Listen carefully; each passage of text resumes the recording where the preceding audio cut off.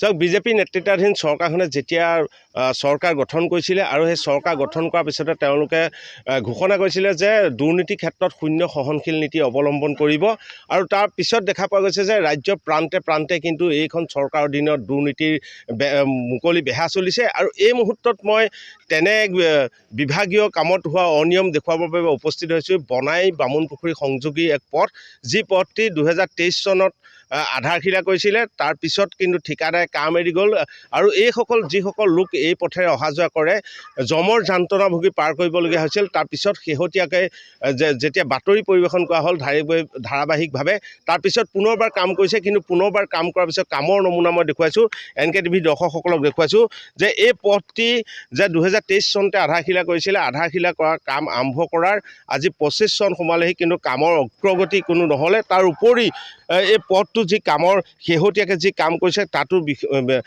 বিসংগতি দেখা দিছে আৰু যিসকল স্থানীয় লোক আছে, স্থানীয় লোকসকলে অভিযোগ কৰিছে যে ইয়াত যি পাথৰ পেলাইছে, মেটেল পেলাইছে, সেই মেটেলৰ বিভাগীয় কৰ্তৃপক্ষৰ লগত তেওঁলোকে যোগাযোগ কৰাত তেওঁলোকক 4 ইঞ্চি মেটেল হ'ব লাগিব বুলি কৈছিলে আৰু সকলো ধৰণে মানে যি ধৰণে কাম কৰিব লাগে তেনেধৰণে কাম কৰিবই লাগিব বুলি কোৱাৰ পিছতো কিন্তু যি ঠিকাদাৰ আছে সেই ঠিকাদাৰে কিন্তু যে জনসাধাৰণৰ অভিযোগক আওকাণ কৰি তেওঁলোকে নিজৰ মই মতাইলে মাত্ৰ 2 ইঞ্চি মেটেল পলাই তেওঁলোকে কাম চলাই আছে আৰু এনেধৰণে কাম কৰাৰ ক্ষুণ্ণ হৈ পৰিছে স্থানীয় লোকসকল। আৰু সেই লোকসকলে যি তেওঁলোকৰ অভিযোগ তুলিছে সেই অভিযোগ ইতিমধ্যে জিলা আয়ুক্তক তেওঁলোকে দিছে। আৰু তাৰপিছত ক'ব লাগিব যে মুখ্যমন্ত্ৰীগৰাকীৰ হাতত থকা যি লোক নিৰ্মাণ বিভাগৰ যিসকল বিষয়া কৰ্মচাৰী আছে, বিষয়া কৰ্মচাৰীসকলক কিন্তু স্থানীয় লোকৰ অভিযোগেও দিয়াৰ পিছতো কিন্তু তেওঁলোকে কোনো ব্যৱস্থা গ্ৰহণ নকৰিলে। যথেষ্ট লোক ইয়াত উপস্থিত আছে, মই তেওঁলোকৰ প্ৰতিক্ৰিয়া জানিম। মই প্ৰথমতে বাইদেউ আপোনাৰ ওচৰলৈ আহিছোঁ যে কি হৈছে আচলতে আপোনালোকৰ অভিযোগটো কি কেনেধৰণে হ'ব লাগিছিলে কাম আৰু কেনেকুৱা হৈছে কি ক'ব? এইটো 2023 চনতে আপোনাৰ যিটো আধাৰশিলা আমাৰ পথটো বনাই আৰু বামুণপুখুৰী সংযোগী পথ আছিলে, এই পথটো তেতিয়াতে আধাৰশিলা স্থাপন হৈছিলে। তাৰপিছত চেগাচুৰ কাষৰ কাম আৰম্ভ হৈছে, বন্ধ হৈছে। ইয়াৰ যিখিনি আমাৰ সাধাৰণ ৰাইজ আছে অহা যোৱা কৰে, এই বাটটো মূল পথ আমাৰ আৰু অহা যোৱা কৰোঁতে আমি যিখিনি জীয়াটো ভুগিলোঁ ইয়াৰ আগতেও সাংবাদিক আহিছিল, আমি সাংবাদিকসকলৰ আগত আমাৰ ক্ষোভবিলাক উজাৰি দিছিলোঁ।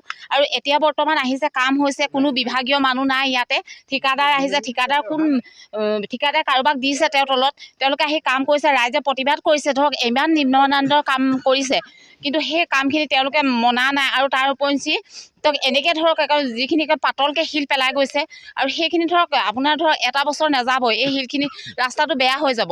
তো আগৰ দৰে আমি ৰাইজে আকৌ দুৰ্যোগ ভুগিব লাগিব। সেইকাৰণে আমাৰ যিখিনি আমাৰ ইয়াৰ স্থানীয় ৰাইজ আছে তেওঁলোকে মানে ক্ষুণ্ণ হৈ পৰিছে আৰু তেওঁলোকে প্ৰতিবাদ কৰিছে যাতে ৰাস্তা হওক কিন্তু ভালকৈ হওক, ইয়াৰ কামখিনি উন্নত মানদণ্ডৰ হওক।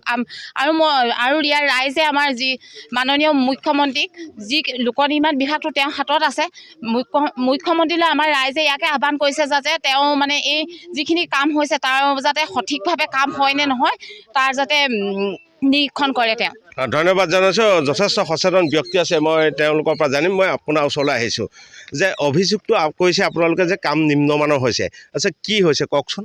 কাম নিম্নমানৰ হৈছে মানে এতিয়া গোটেই বস্তুটো ইয়াৰ প্ৰথম ব্লকটো নবনালে, 1 নম্বৰ ব্লক নবনোৱাকৈ চাইড বাম নিদিলে, চাইড বামৰ ব্লকটো বনাব লাগে আৰু এই 2টা চাইডে ব্লক বনাই পেলাই পাথৰবিলাক পেলাব লাগে। আৰু এতিয়া যিটো পাথৰ পেলাই থৈছে তেওঁলোকে 1.5 ইঞ্চি মাত্ৰ পাথৰ পেলাইছে। ইয়াৰ এটা মেজাৰমেণ্ট আছে গভৰ্ণমেণ্টৰ, সেই মেজাৰমেণ্টৰ মতে পাথৰটো দিয়া হোৱা নাই। আৰু 3 নম্বৰ হ'ল কথাটো কি, আৰু পাথৰটো পেলোৱাৰ পিছত এই যিটো মানে ডাষ্ট পেলাইছে, এই ডাষ্টটো পেলোৱাৰ পিছত তেওঁলোকে ৰুলাৰ চলাব লাগে। এতিয়া মানে কি হ'ল, চাইড বামৰ এখন যে অকণমানি সৰু ৰুলাৰ এখন আছে, তেনেকুৱা এখন ৰুলাৰ আহি পেলানি মানে ইয়াত মানে মিনেৰেল ৰুলাৰ এখনৰ পৰা আনি পেলানি ইয়াত দেখুৱাইছে। গতিকে সেইটো কাৰণে ৰাইজে গোটেইখিনি আমি চালোঁ যে ৰাস্তাটো বৰ বেয়া হৈছে। এইটো এতিয়া ইয়াৰ পৰা সেইটো এনেকৈ চাই দিলে মানে ৰাস্তাটো কিবা শ্ব' আছেনে বাৰু? নাই নহয়। অভিযোগ কাক দিছে আপোনালোকে? আমি অভিযোগ দিছোঁ। এতিয়া আমি আজি মানে ডিচিক দি আহিছোঁ, ডিচিক দি আহিছোঁ। ডিপাৰ্টমেণ্টৰ মানুহ আহেনে? ডিপাৰ্টমেণ্টৰ মানুহ ইঞ্জিনিয়াৰলৈ ফোন কৰিছোঁ কিন্তু তেওঁ অহা নাই। অহা নাই, আহিম বুলি ক'লে কিন্তু আজি 3-4 দিন হৈ গ'ল, তেওঁ আহি পোৱাহি নাই। গতিকে তেওঁলোকে ডিপাৰ্টমেণ্টে বস্তুটো চাই লওক, তাৰপিছত ছাৰ্ভেয়াৰ মানে এইটো কি বুলি কয় ঠিকাদাৰক কামখিনি কৰিবলৈ দিয়ক। আৰু ধন্যবাদ জনাইছোঁ। এজন সচেতন যুৱক কি ক'ব, আচলতে অভিযোগ কিহৰ আৰু কি আহ্বান জনাব? মানে আপোনাৰ যিটো ৰাস্তাটো হৈছে শিলৰ যিটো মানে লেয়াৰ দিব লাগে সেই বস্তুটো একেবাৰে পাতল আৰু নিম্নমানৰ হৈছে। কথা হ'ল কি আপোনাৰ যিটো কাম কৰি আছে ওচৰৰ ল'ৰাহঁতে মানে মিলি পানি মানে ঠিকাদাৰে ৰাখি থৈছে। তেওঁলোকে মানে কি ইটো সিটো কাম মানে তেওঁলোকক দিছে, কিন্তু সেই বস্তুটো যদি তেওঁলোকৰ নিজৰ মানুহ তাৰ পৰা আনি কৰিলেহেঁতেন তেতিয়া বেছি ভাল হ'লহেঁতেন। ইয়াত আপোনাৰ মিটিয়ালি কৰি সেই বস্তুটো কৰি আছে। চাইড বামো বনোৱা নাই? চাইড বাম বনোৱা নাই আপোনাৰ। তাৰপাছত আপোনাৰ ৰুলিং হেৰি নাই মই যিখন ৰুলাৰ আনিছে আপোনাৰ যিখন সৰু ৰুলাৰ সেইখনে আপোনাৰ কামটো চলাই আছে। কি ক'ব?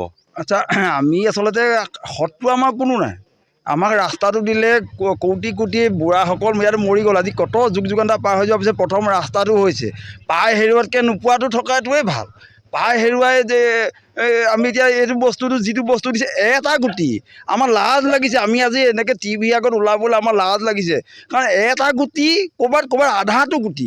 আমি আচলতে এনেকুৱা এটা অপমান পাইছোঁ। এই ভাৰতৰ ভিতৰত লাষ্ট এটাই ৰাস্তা আছিলে গোটেই ভাৰতৰ ভিতৰত, এইটোৱেই যিটো আজি আমি গোটেই বিশ্বত বিয়পাই আমি এই কথা ক'ব পাৰোঁ যে ভাৰতৰ ভিতৰত ৰাস্তা এটাই আছিলে এইটো। এই ৰাস্তাটো আজি চৰকাৰৰ চকুত পৰিছে, আমি ধন্যবাদ, কোটি কোটিবাৰ ধন্যবাদ।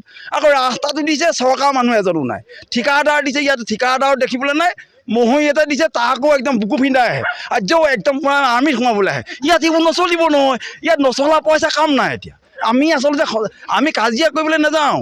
আমি তেওঁলোকক আমি সকলোৱে বুজালোঁ যে চাওক, আপোনাৰ ৰাস্তাটো আপুনি যদি আণ্ডাৰত আপুনি বনাবলৈ আহিছে বনাই দিয়ক, আৰু আপোনাৰে অহা যোৱা ৰাস্তা তেওঁ নিজৰ স্কুলৰ গাড়ী নে কিবা ইয়াত অহা যোৱা কৰিবলৈ দিয়ে।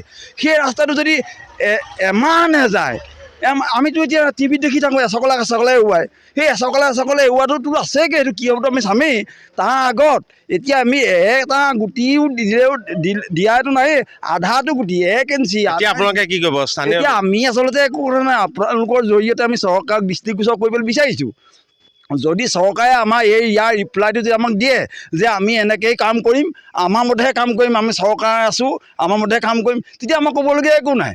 কিন্তু যদি চৰকাৰে যদি সেইটো ভাবিছে তেতিয়াহ'লেতো আৰু তেখেতলোকৰ ভুল ভাবিছে। কিন্তু ৰাইজৰ ওপৰত কিন্তু কোনো নাই, ব্যক্তিগত আমাৰ শত্ৰু কোনো নাই, সকলো আমি মিত্ৰ, আমি সকলো একেলগে থাকিব লাগিব। গতিকে আমি ৰাইজে ভোট দিলেহে ৰজা হয়, সেইটো একদম শেষৰ বাক্য এইটোৱে। ৰাইজক খুচি কৰি পাৰিলে ৰজা হ'ব পাৰিব, ৰাইজক খুচি কৰিব নোৱাৰিলে আপোনাৰ ভিক্ষাৰী হ'ব লাগিব, একদম 100%। ধন্যবাদ জনাইছোঁ এইসকল স্থানীয় ক্ষোভিত লোক আৰু এইসকল লোকৰ অভিযোগ আচলতে তেওঁলোকে ইতিমধ্যে জিলা আয়ুক্তক তেওঁলোকে দিছে, আৰু তাৰপিছত কি ব্যৱস্থা গ্ৰহণ কৰে জিলা আয়ুক্ত সেইটো লক্ষণীয় হ'ব। আৰু যি নিয়মাৱলী আচলতে কেনেধৰণে পথ নিৰ্মাণ কৰিব লাগে, প্ৰথমতে ছাইড বাম বনাই যি মেটেল মাৰিব লাগে, কিন্তু সকলো ধৰণৰ ইয়াত নিয়ম তেওঁলোকে অমান্য কৰিছে। আৰু ঠিকাদাৰ সেই ঠিকাদাৰকো তেওঁলোকে দেখিবলৈ নাপায়, বিভাগীয় কৰ্তৃপক্ষক তেওঁলোকে দেখিবলৈ নাপায়, আৰু ঠিকাদাৰ মহৰিকজনে আচলতে গোটেই কামটো তদাৰক কৰি আছে, যাৰ পৰিণতিত কিন্তু এইসকল লোকৰ বহুদিনীয়া দাবীৰ পৰিণতিত যি পথটো আহিছিলে সেই পথটি কিন্তু শেষত যে তেওঁলোকৰ নিম্নমানে কাম কৰি তেওঁলোক গুচি যাব, সেয়া কিন্তু স্পষ্ট হৈ পৰাত আজি এইসকল লোক কিন্তু এনেধৰণে ক্ষোভিত হৈ পোৱা পৰিলক্ষিত হৈছে।